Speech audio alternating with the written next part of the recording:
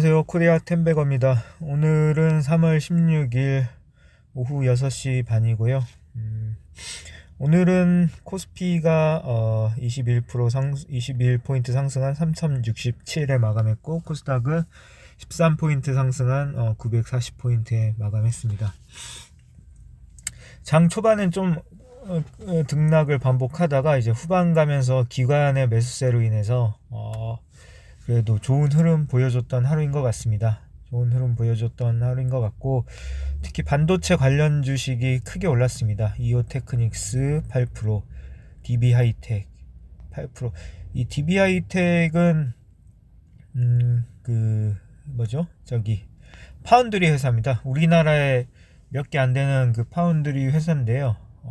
전 세계 파운드리 공급 물량이 한 1% 차지하고 있고, 그때요 35,000원대 그 파운드리 다들 날라갈 때 엄청 안 갔습니다. 이 안 간 이유가 뭐냐면은 이제 지금 공장 거의 99% 돌아가고 있고 증설을 안 했기 때문에 어느 정도 이제 매출과 이익에는 한계가 있다 해서 안 갔는데, 갑자기 날라갔죠. 이제 갑자기 날라간 이유가 뭐냐면은 이때 한참 그 반도체 쇼티지 얘기가 나와서 이제 수량은 그대로인데 이제 공급가가 올라버린 거죠. 결국에는 특히 중국 업체들 중심으로 이제 중국의 어떤 그 팹리스 업체를 중심으로 우리 걸 빨리 만들어주면은 가격에 20% 30% 쳐주겠다 이렇게 하면서 그때부터 쭉 날라가서 한 30% 가까이 이제 빠지는 조정을 보였는데, 어제 정도 좀 살까 했는데 이제 못 산 거죠. 그냥 살까 했는데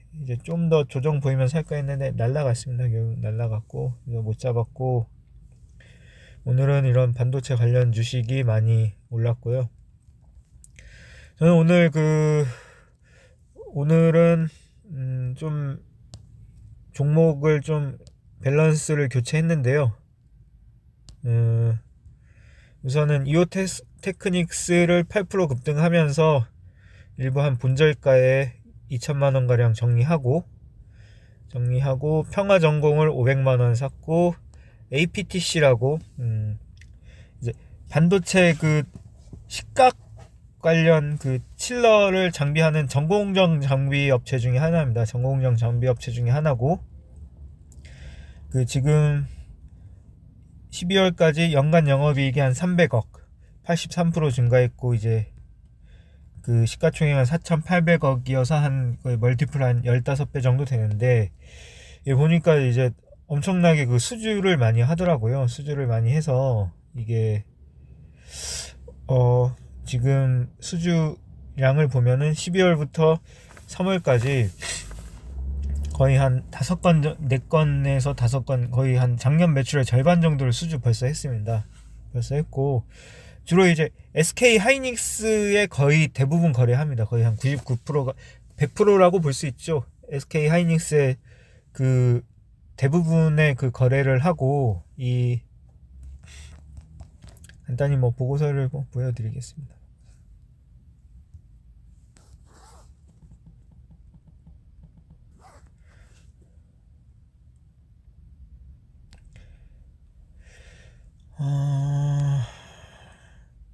드라이칠러라고 이제 건식 이제 식각 업체라고 볼 수 있으면, 건식이 있고 식각 업체 중에 건식이 있고 습식이 있는데 이제 건식에 해당된다고 볼 수 있겠죠.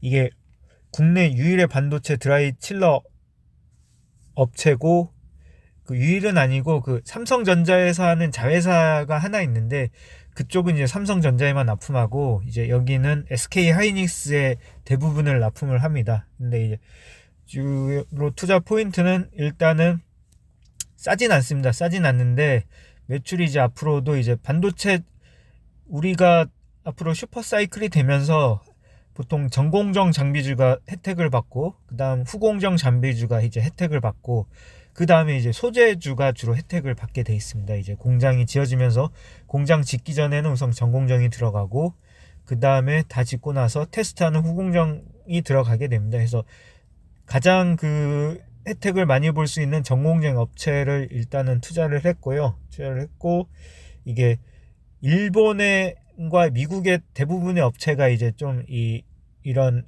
드라이 칠러 요 기계를 사용했는데 이제 국산화에 최초로 성공을 해서 성능도 그렇게 나쁘지 않다고 해요. 그래서 이제 하이닉스에서 대부분의 수주를 받고 있고, 이제 좀 외국의 어떤 그런 반도체 회사들한테도 수주가 기대가 되기 때문에 이제 조금 투자 포인트로 매수를 하게 된 부분이고요.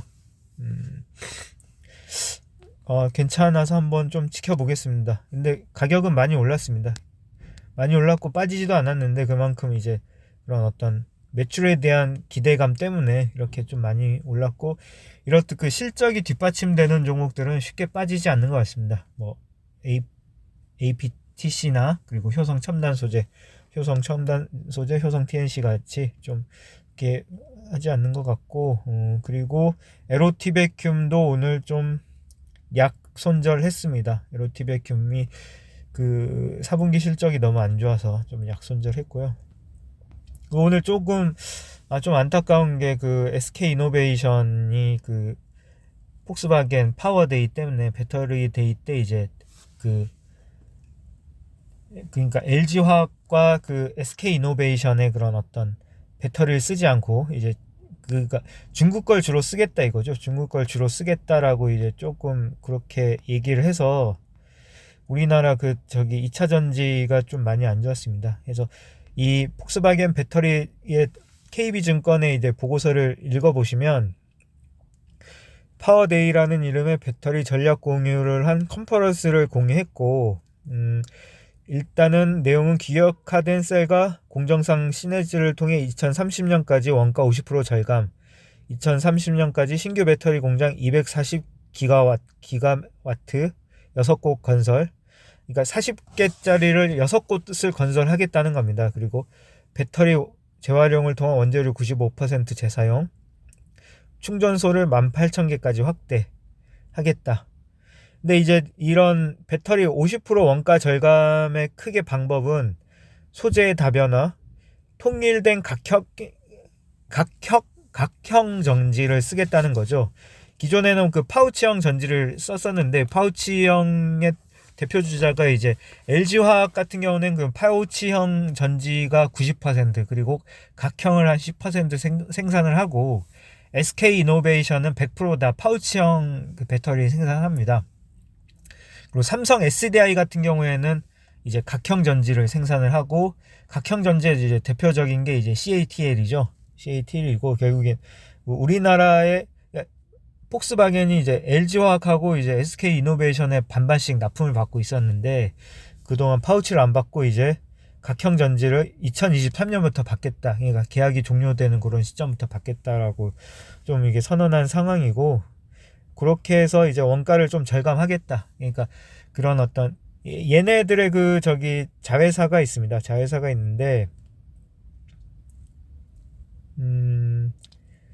어디서 갑자기 이름이 생각 안 나는데, 이제 이번에 신생회사입니다. 이제 그 회사가 이제 각형 배터리를 이제 생산도 아니고 만들려고 하고 있는데, 이제 그 회사 거를 본인들의 자회사 거를 쓰고, 그리고 좀 중국을 노린 것 같습니다. 중국의 그 CATL 배터리 쓰면서 폭스바겐은 중국에서 거의 중국 판매량이 아마 엄청난 걸로 알고 있습니다. 그렇게 판매하면서 이제 좀 중국 시장을 노리는 것 같고요.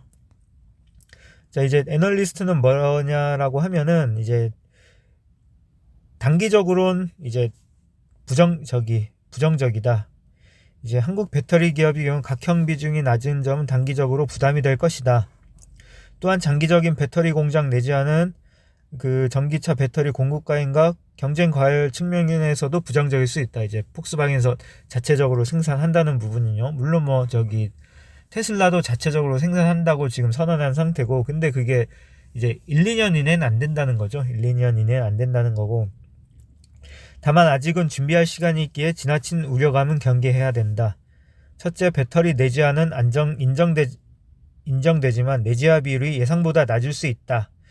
폭스바겐이 계획대로 2030년 240기가와트를 내재화한다고 하더라도 이는 2030년 예상 수요의 10% 수준으로 추정된다. 즉 240기가와트는 그 전체 전기차의 어떤 공급의 10%밖에 이제 좀 될 수 없다는 거죠. 결론적으로는 폭스바겐이 계획대로 240을 하더라도 어딘가에서는 배터리를 수입해 와야 된다는 좀 그런 얘기입니다.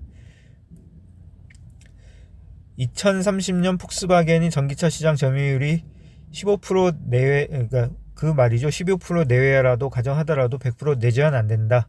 또한 240기가와트 공장 건설을 위한 비용과 생산 인력 조달이 어려움은 공장 관련 규모와 시기에 일부 차질이 발생할 수도 있다. 그러니까 말이 이제 240이라는 거지, 이게 현실적으로 좀 힘들다는 거는 이 연구원은 좀 생각하고 있고요. 그리고 둘째, 규격화된 각형 전지가 장기적인 전기차 배터리 표준이 아닐 수 있다. 현재 공정 기술에서의 각형 전지의 원가 절감 정도가 원형 및 파우치전보다 유리한 것은 맞다. 그러나 파우치 전지의 장점은 자유로운 모양을 통해 전기차의 공간 구조와 디자인 구현에 훨씬 유리한 것이다. 그러니까 결국에는 그 원가적으로는 각형 전지가 이제 좀 원가에는 도움이 되지만 그 다른 리포트를 읽어보면 어떤 품질 면이나 그리고 이런 어떤 모양이나 활용도 면에서는 파우치 전지가 훨씬 낫다는 거죠. 훨씬 낫다는 거고, 폭스바겐이 이렇게 얘기하지만 결국에는 과연 폭스바겐의 생각대로 각형 전지를 꾸준히 유지하면서 갈 수 있을 것인지는 약간의 의문부호가 남는다. 좀 그런 멘트를 하고 있는 겁니다. 그런 멘트를 하고 있고, 저는 이제 그거보다는 제일 걱정되는 게 이제 SK 이노베이션인데요. SK 이노베이션. M 플러스도 뭐 이번에 얼마 전에 사놨는데 계속 빠지네요. 지금 마이너스 거의 20% 가까이 되는데, 여기도 이제 오늘 크게 빠진 이유가 뭐냐면 파우치형의 리튬이온 2차전지 조립공정 장비 제조를 이제 맡고 있는 업체입니다. 파우치형이기 때문에 주로 SK이노베이션과 LG화학의 그 장비를 주로 많이 납품을 하고 있죠. 하고 있기 때문에 좀 장기 성장성을 보고 샀는데 오늘 두 개가 좀 많이 빠져서 벌써 이제 좀 수익률이 많이 안 좋습니다. SK이노베이션이 뭐 마이너스 한 22%, M+가 마이너스 16% 가까이 좀 되는 부분이고요. 효성첨단 소재는 오늘도 올라서 벌써 수익률이 145%가 됐습니다. 그런 부분이고, 그래서 저는 이게 빨리 솔직히 폭스바겐의 어떤 그런 각형을 쓰겠다는 내용은 단기적인 악재라고 저는 생각을 하고, 우선은 이 소송 문제가 좀 빨리 해결돼야 될 것 같다. 해결돼야 될 것 같다라고 해서 우선은 그렇게 하고요. 그리고 제가 오늘 이렇게 보면서 제가 주식이 너무 많아가지고 제가 가진 주식을 한번 정리해봤습니다. 정리해봤고 이제 종목명과 업종 그리고 이제 성장주냐 가치주냐 이제 구분을 했고, 끝까지 보유한다라는 거 한 10종목으로 추려봤습니다. 효성첨단소재, 어버브, 평화전공, SL, 파트론, APTC, 원익, QNC, 인바디, 이노션, SK이노베이션. 주로 반도체와 그리고 자동차주가 한 70% 되고, 건강 쪽이 이제 인바디가 있고, 그리고 2차전지 이노베이션. 파트론 같은 경우는 지금 작년에 워낙 휴대폰의 그 카메라 모듈을 만드는 업체인데요. 그 휴대폰이 워낙 안 좋아서 이쪽 카메라 모듈이 많이 안 좋기도 했지만, 최근에 전장사업, 그러니까 자율주행을 하려면 자동차에 그런 카메라가 많이 달려야 되는데, 그쪽 사업도 이제 진행해서 장기적으로 성장성을 보고 좀 매수했습니다. 그래서 요 종목은 우선은 이제 장기적으로 꾸준히 좀 매집을 해 나갈 계획이고, 이 수익시 매도 부분은 그래도 한 10%에서 20%, 뭐 많게는 30% 수익까지 오면 일단은 매도를 하고, 이 끝까지 보유 종목으로 조금 더 비중을 실르다든지 좀 그런 전략으로 좀 가려고 합니다. 이게 보고서를 보면서 너무 많은 종목을 사다 보니까 저도 종목이 많아지긴 했는데 이게 장기적으로 보니까 상당히 수익률도 까먹고, 뭐 분산 투자의 개념보다는 빠질 때는 다 같이 빠지고 오를 때는 또 안 오르고 또 이러더라고요. 해서 확실한 종목들 위주로 조금 집중 투자를 해서 어느 정도 수익률을 높이는 방향.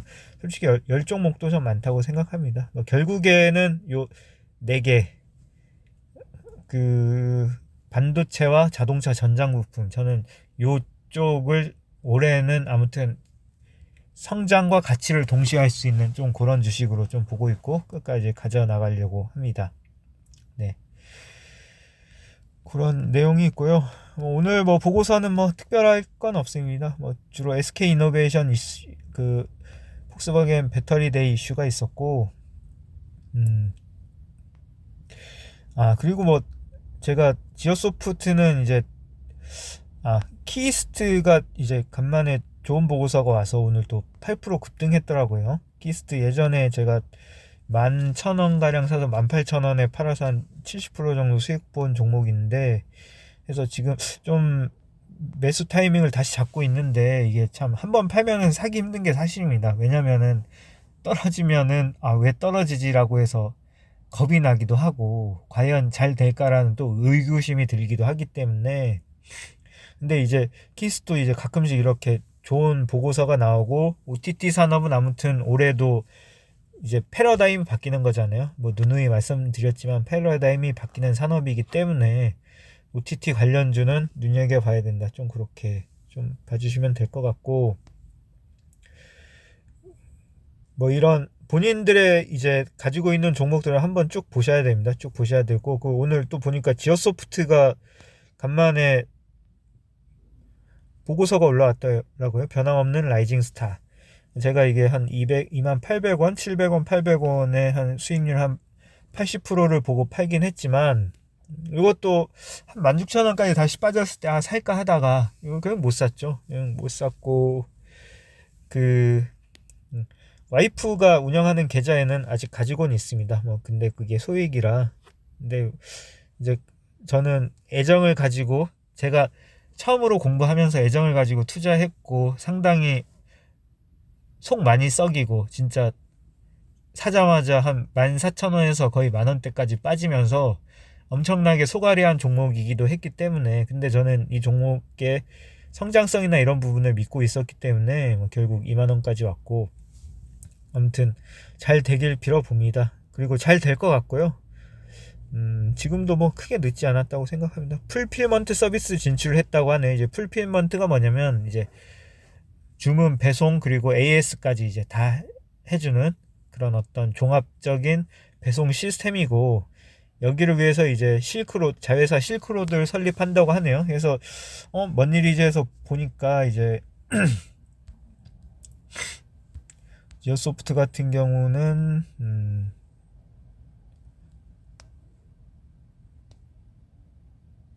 뉴스를 보니까 유상증자 결정,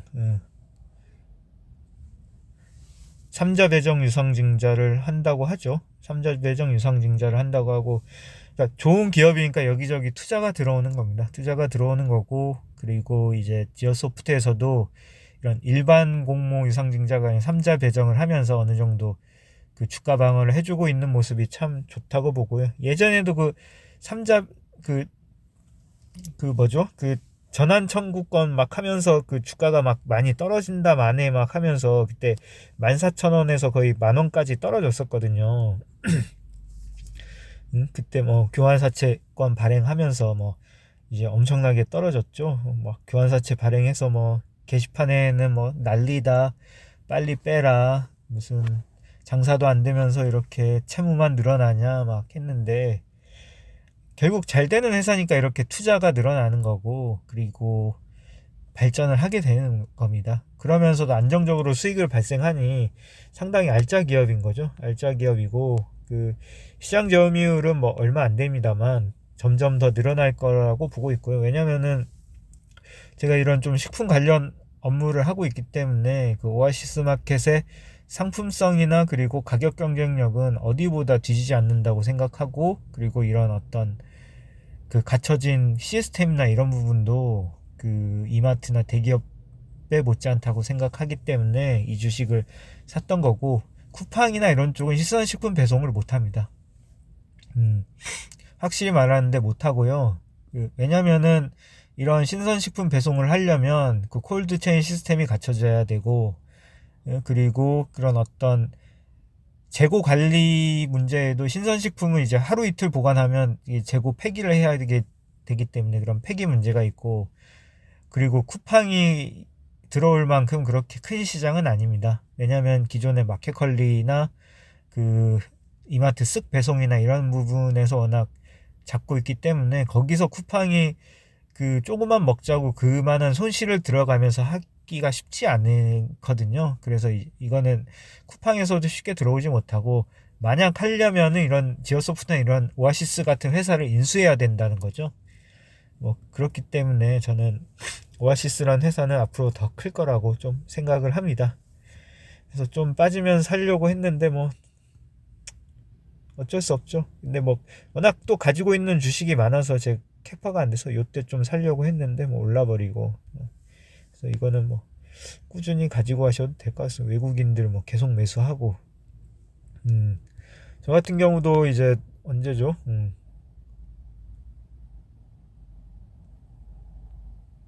그렇죠, 이때죠, 이때 뭐 이때 사자마자 빠져가지고, 이때 뭐 전환사채 발행해서 뭐 안 된다 뭐 한다 해서 계속 물탔습니다. 이때 계속 물타서 요때 좀 팔까 했습니다만 뭐 끝까지 가지고 가기로 했고, 뭐 결국에는 요때 수익 실현하고 나왔고, 요때 한번 살려고 했는데 못 샀던 부분이 있고요. 아무튼 그렇습니다. 아무튼 뭐 최근 주식시장, 뭐 주식은 오르고 있지만 내가 가진 종목은 좀 아르는 종목도 있고, 그리고 좀 답답한 부분도 있고, 이런 또 예상치 못한 뭐 배터리와 같은 예상치 못한 악재가 나오고, 참 그래서 주식해서 돈 벌기가 쉽지 않은 것 같습니다.